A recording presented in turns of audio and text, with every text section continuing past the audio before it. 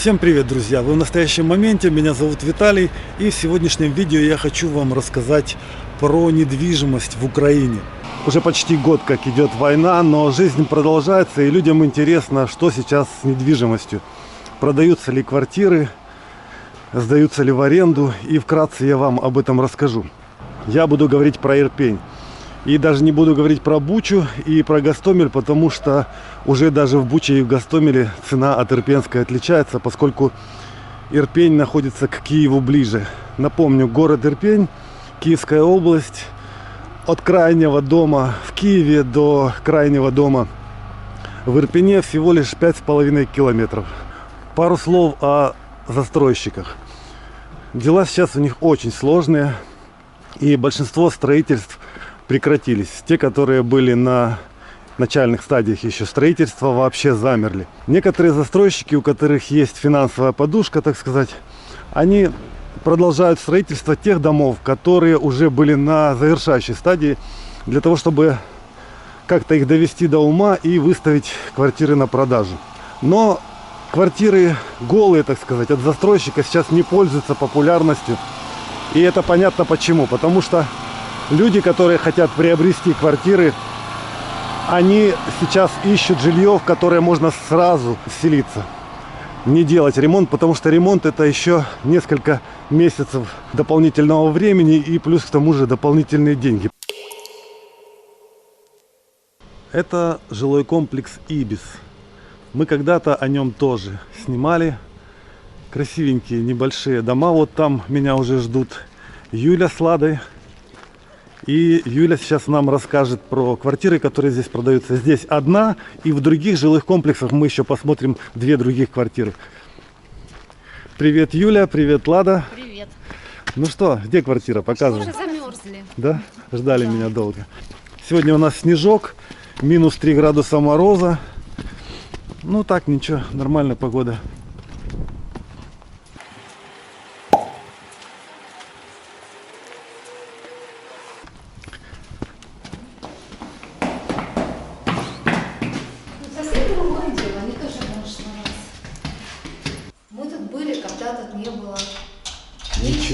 Были одни кирпичи, даже лестницы не было, по-моему. Ну да, по деревяшкам лазили. Да. Пока вот такие входы, лестничные марши. Так, это квартира без ремонта. И с квартиры без ремонта начнем. Остальные будут у тебя с ремонтом, да? Ну да, ремонты есть жилые. Угу. Сколько Да, здесь это квадратных метров? здесь 35 квадратов, и она стоит на данный момент 26 400. Квартира уже с документами, соседи уже живут, тарифы здесь жилые. Это кухня, газовый котел Bosch. Угу. Лада стоит на лоджии, на красивой такой. Да, Я видел. Здесь тонированные окна, то есть с улицы. Да, вот видно с улицы. Они темные, и их никто не заглянет к вам. То есть шторок можно не вешать. Да, можно не вешать. Это, кстати, очень хорошо смотрится, вот эти вот затемненные, причем все, да? Да.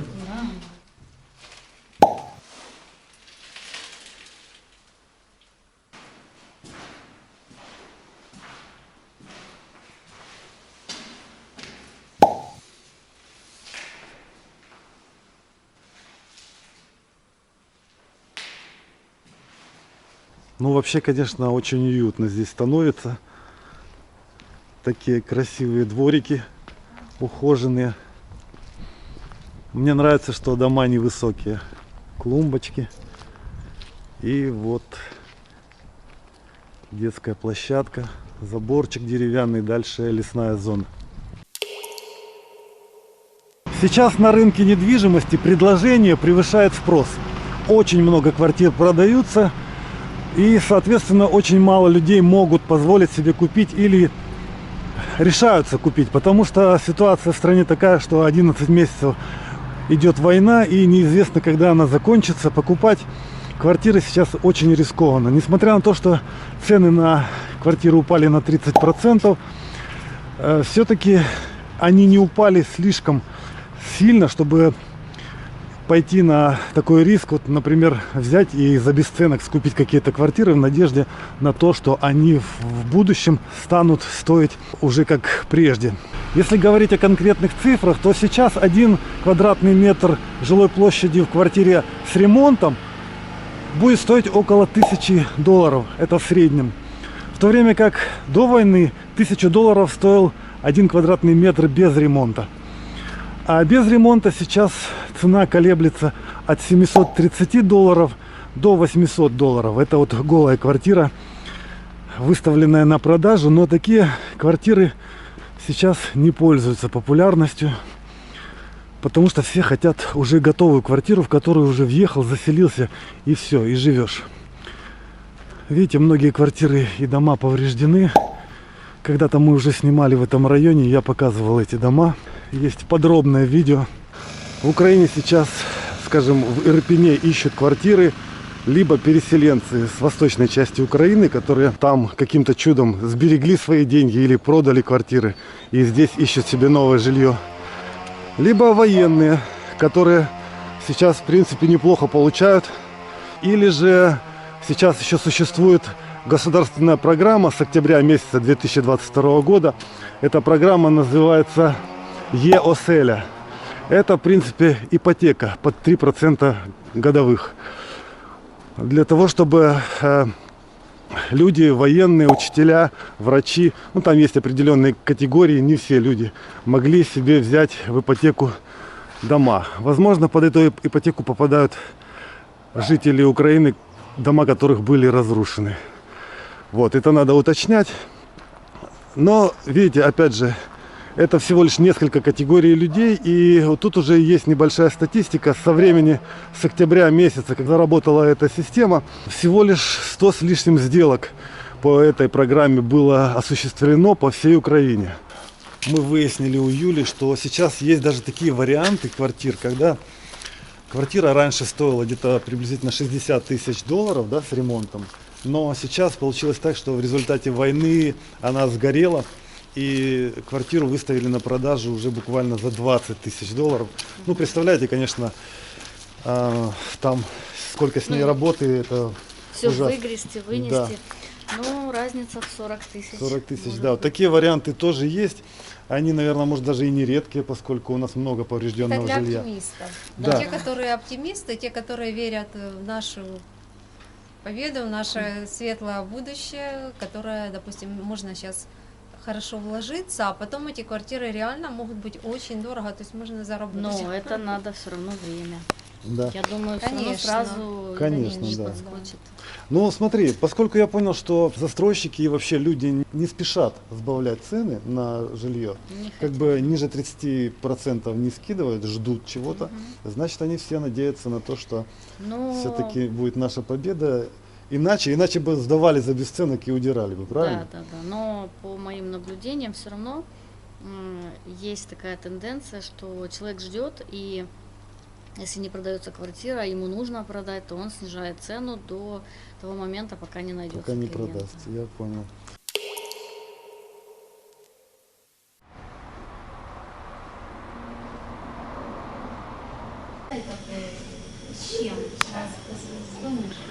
Травяной, белый, фруктовый, зеленый, черный, зеленый с манго, черный с шоколадом, бергамот. Зеленый с манго давайте, два. И по 2 сахара. Когда света нету, чай готовят на газовой плите, на баллончике. Ну и кофе тоже. Мы зашли в кафе попить чайку. И здесь мы продолжим наше обсуждение квартир. Вот такая обстановка у нас здесь в кафе.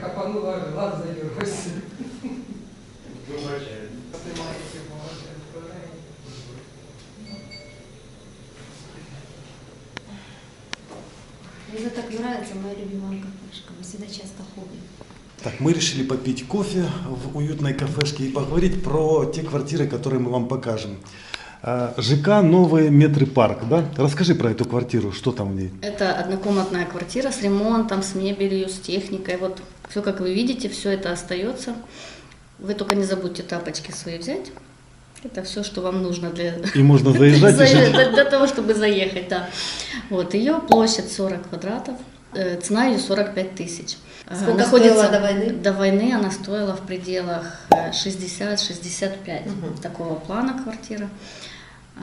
Находится она на втором этаже. Лифт есть, но в принципе, по сути, он вам второй этаж не не особо нужен, да. нужен, да. Ну, это к тому, что на данный момент ситуация такая, что многие рассматривают варианты пониже, чтобы на лифте не ездить, потому что многие застряют, когда свет включают. Будет безопасно. Это очень удобно на втором этаже сейчас. Есть газ в этой квартире? Да, газ есть тренажер. Да. Ну что, побегаем? Да. Телевизор, вентилятор, широкая, очень большая кровать и шкаф. Ну и само собой в коридоре тоже есть шкаф раздвижной. Есть измельчитель для отходов, есть Ничего себе. холодильник, посудомойка.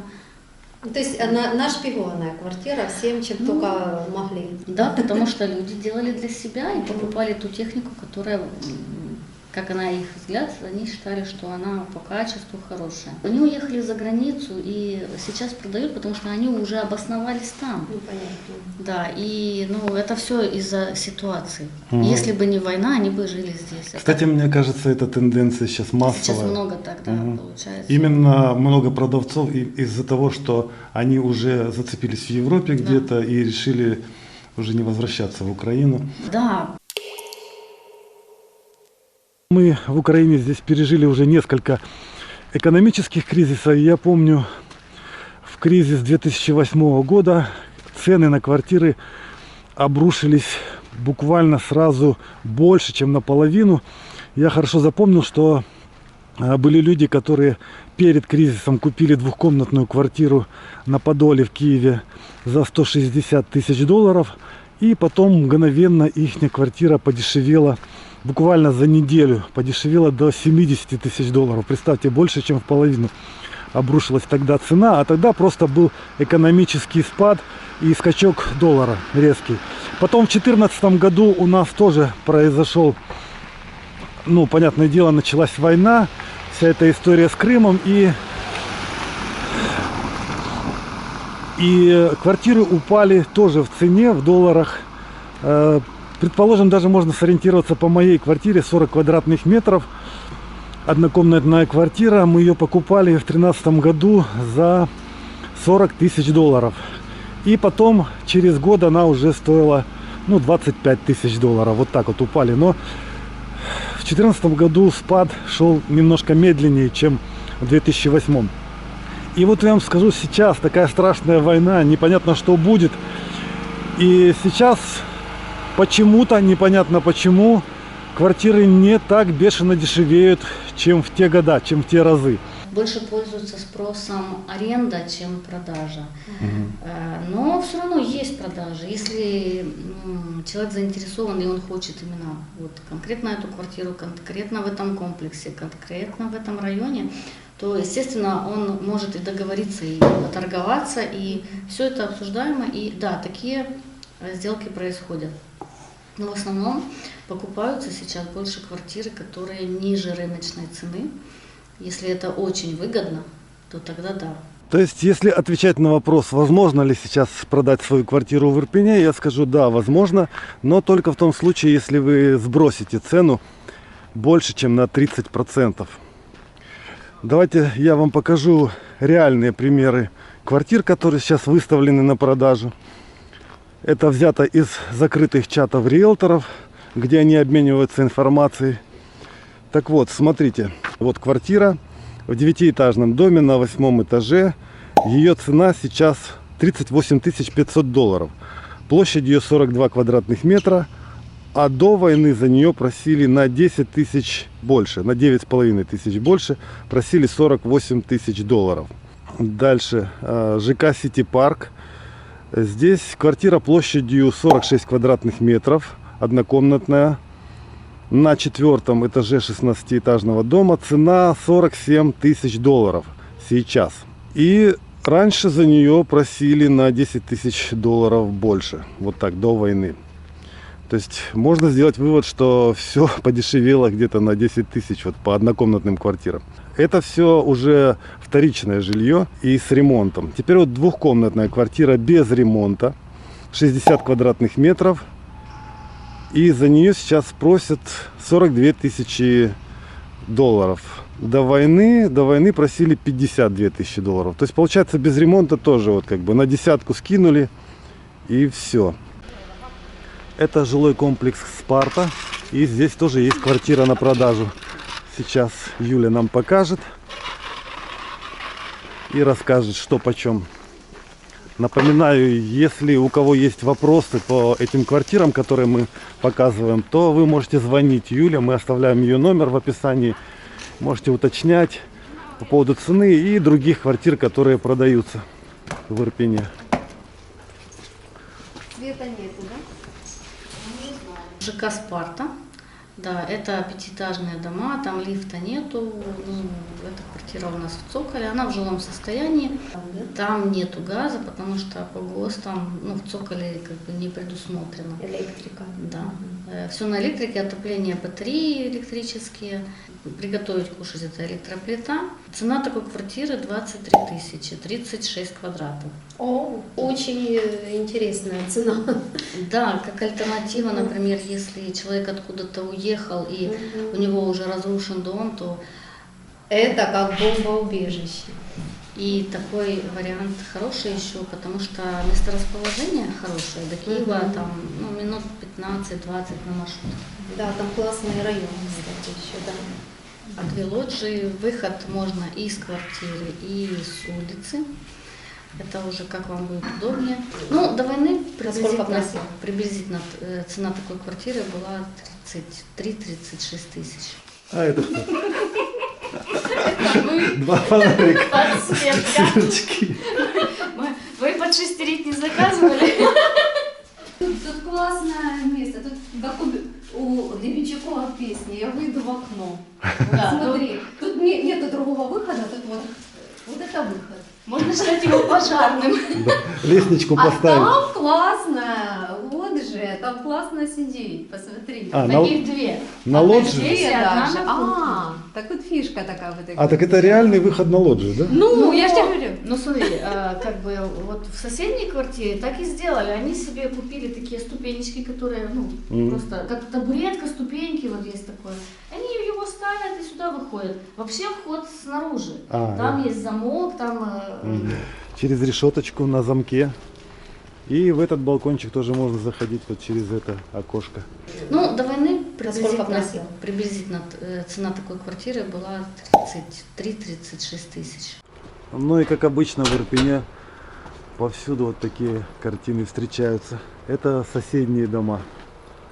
Здесь все равно не будет падать сильно цена на недвижимость только потому, что работа все равно есть. В Киеве всегда есть работа. Ну это столичные регионы, как говорится, здесь крутятся деньги, Да. люди сюда едут. Спрашивают, наверное, в надежде, что тут вообще сейчас уже полностью все, война и все, и Да. можно за песень. Был случай, мне звонят и говорят, вот у нас есть 20 тысяч, но мы хотим домик такой, ну, неплохой и с ремонтиком. И участочек, чтобы был в пределах минимум 6 соток, ну, можно и 10, но за 20 тысяч и жилой. Ну, это нереально. То есть такие варианты, они просто не существуют.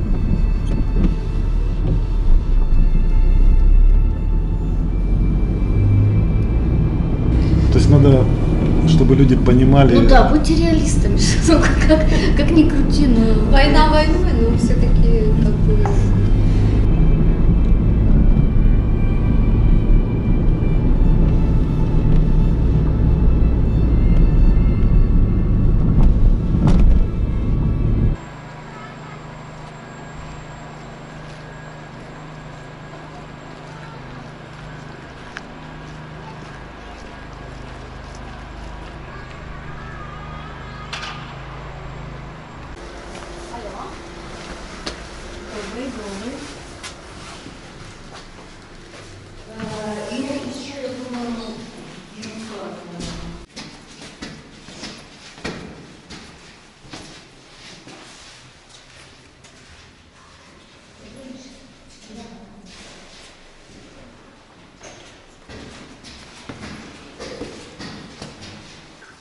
Так, ну это квартира на аренду.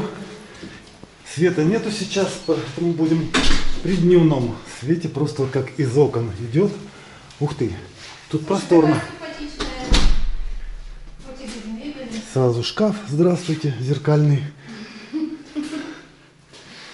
Вот, мебели почти нету, то есть нужно кровать свою привозить и свой какой-нибудь стол.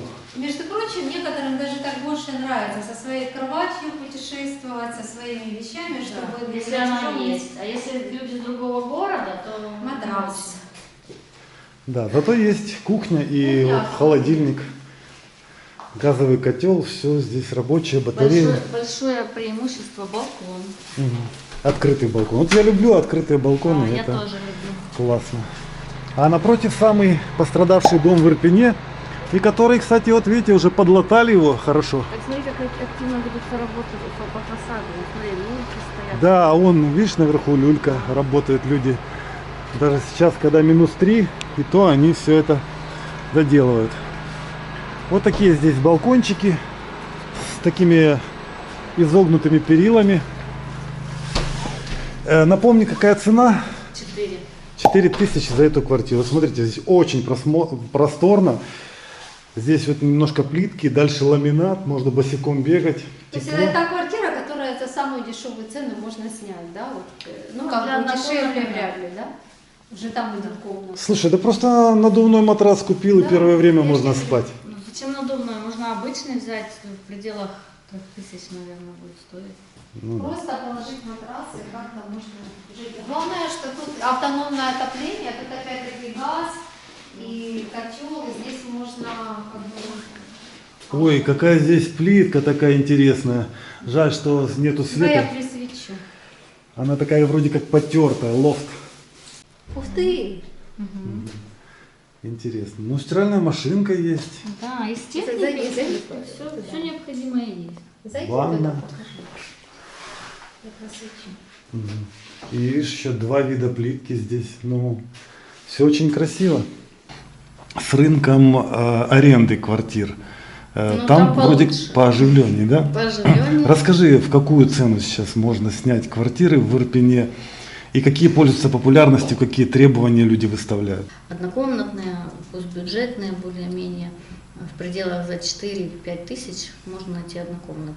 С хорошим ремонтом, с хорошей Ну да. техникой, с хорошим наполнением, да? То есть такие 7.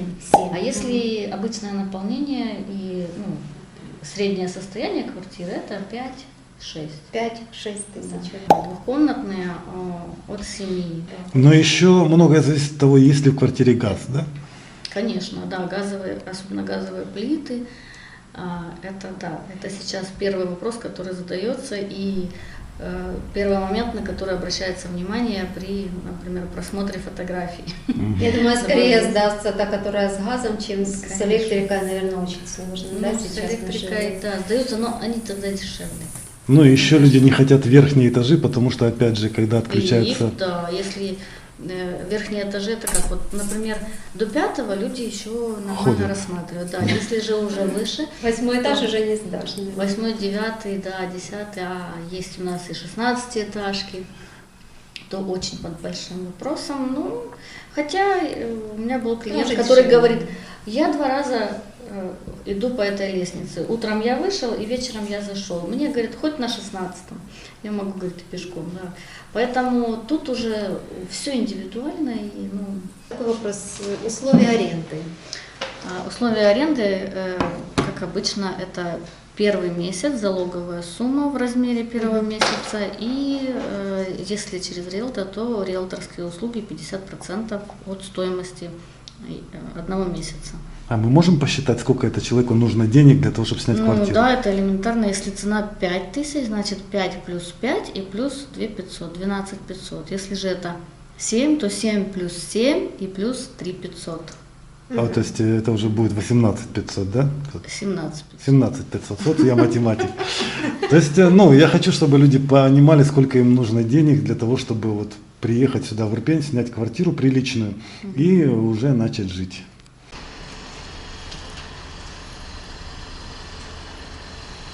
Ну и, друзья, мы под конец этого видео хотели поблагодарить всех, кто помог герою нашего предыдущего видео, Саше. По крайней мере, 10 человек не пожалело денег, переслали ему на карточке какие-то средства. На самом деле я не знаю, какие средства там. Ну, Если- Саша очень доволен, сказал, что такая существенная помощь, он очень благодарен. И передавал, да, свою благодарность всем вам, Да. кто ему помог, и всем даже тем, кто смотрел видео и сочувствовал. Спасибо вам. На этом мы свое видео завершаем. До новых встреч. Всем мира, добра. Пока. Пока.